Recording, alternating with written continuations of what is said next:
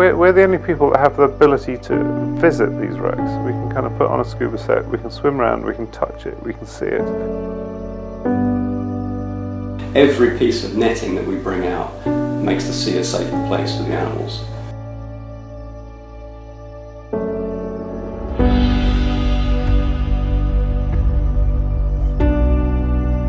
A couple of thousand dives I've done, and the amount of rubbish you see within it, you can see it's rubbish, it's not, shouldn't be there, shouldn't be there. Just junk that's there that shouldn't be there.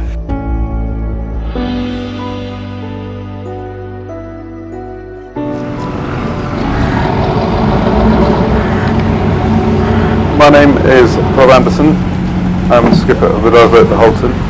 I came to Orkney to study marine science at Heriot-Watt University. My name's Rich Walker and I'm the chairman of Ghost Fishing UK. I'm a technical diving instructor and I travel around Europe and the world, in fact, teaching people how to dive deeper than the normal recreational ranges.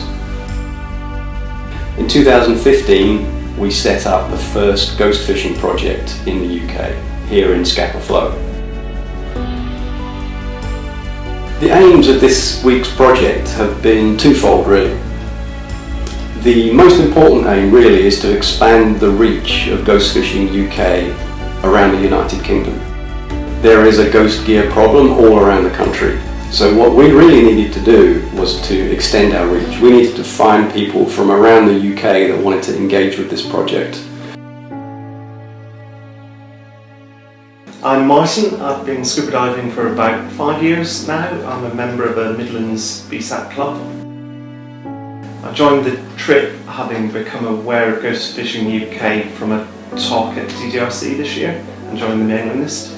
I was really keen on diving with a purpose, and this kind of combines my enjoyment of wreck diving and then my newfound this year enjoyment of marine ID. My name's Joanne Porter and I'm a lecturer here at the Heriot-Watt campus in Stromness in Orkney.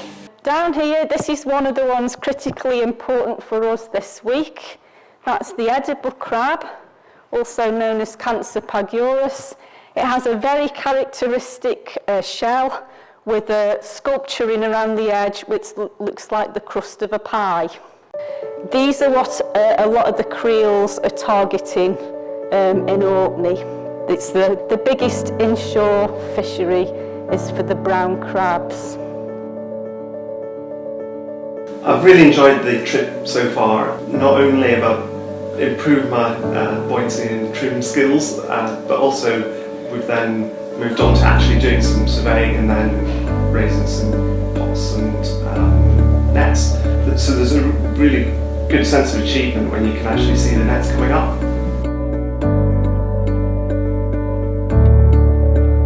I've been diving these wrecks now since I think 1998 was the first time I came up here. And to my knowledge, nobody else has ever cleaned these wrecks in the way that we're doing and have done so for the past 3 years.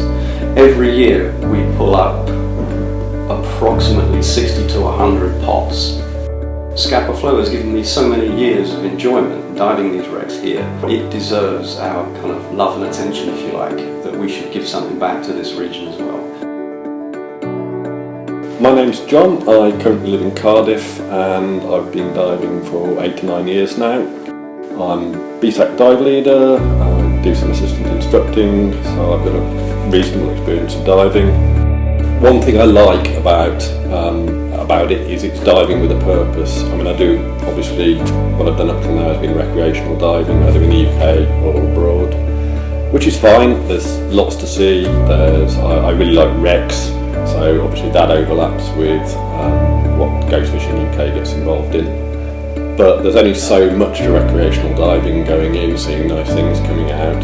And in a way, if the entanglement with nets on wrecks is an issue and a potential safety issue, then Ghost Fishing gives a chance to sort of give it back to the hobby, to the sport, because it requires, sort of precision diving, if you like, for safe working with teams. I think, to be honest, my diving's improved over the last few days more than it probably has over the last few years. It's been terrific. Anything that we do in ghost fishing is not done on an ad hoc way. It's done with planning, with surveying, with a good dose of thinking about how we're actually going to achieve this task. It really is task-oriented diving. And people that have gone through any technical diving training tend to have an aptitude for that kind of diving. Geordie found us a nice long string of lobster pots in Carver Bay in about 6 metres of water. So what we did was to practice these basic buoyancy and platform skills and start to develop some teamwork. Diving on the deeper wrecks, you have a very limited time. In a way, it's better that the more experienced people are doing the deeper dives, not because the dives are deeper, but just being quicker and more efficient at what you do. So as you work out your team orders, one person bagging up, one person filling bags, one person cutting, somebody keeping an eye on everyone to make sure that everyone's okay, because you can get a little bit task involved, and that's great, but that comes with practice.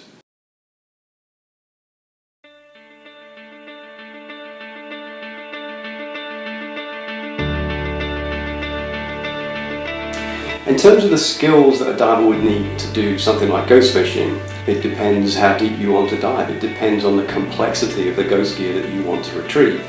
You need to be focused on team. A lot of deeper divers tend to become a bit more solo divers, and that's not really the best thing for this kind of project. I suppose the most interesting piece of fishing gear that we pulled out would have been a dredge from the SMS Markgraf. Now this dredge was very firmly wedged underneath the wreck, and it took an awful lot of work for the divers to remove it.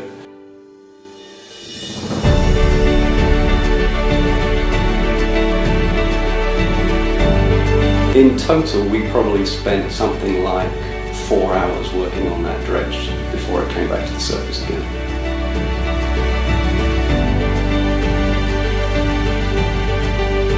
The Scapa Flow is unique around the world. It was the site of the scuttling of the German High Seas fleet during the armistice negotiations at the end of the First World War. In my mind, it's probably one of the most significant historical places, certainly, that a diver can visit. And you're swimming about, trying to appreciate these things, and as you swim along, you see all this rubbish on the wrecks.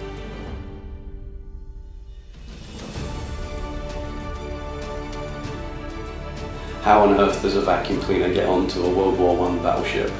The mind boggles. It's the things that you find in the ocean will never cease to surprise me. In the Ghost Fishing UK project, we've got a unique opportunity to empower divers that are interested in the welfare of the marine environment. If you go down on a wreck and there are ropes hanging off it, loose ropes, fishing nets, monofilament fishing lines, old creels, then they're not part of what the wreck was.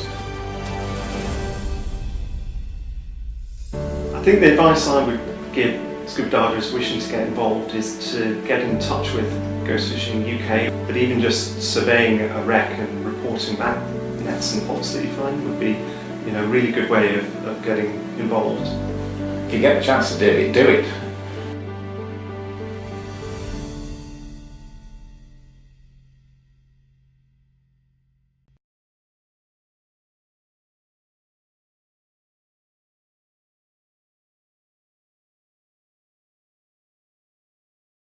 This time last year I used words. This year I'm going to use interpretive dance.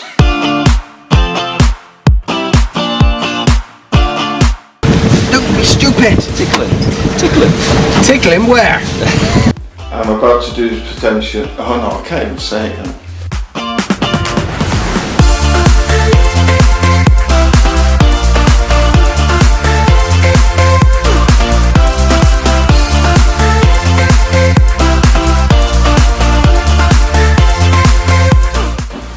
I'm about to do this presentation. I bought my own.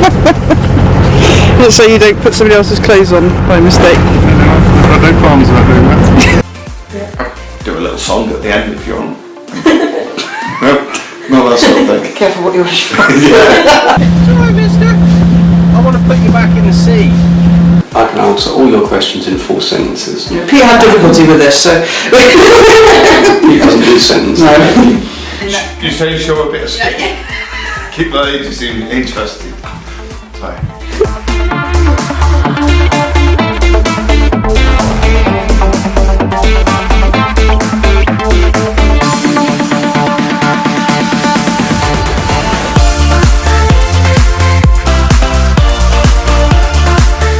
Problem is, what Joe was saying last year when there was push one goes in and dies, it then creates food for the next one to come along and drop in and die, and so the record last year was 40 odd of those inside one pot. That's a lot. That's a lot.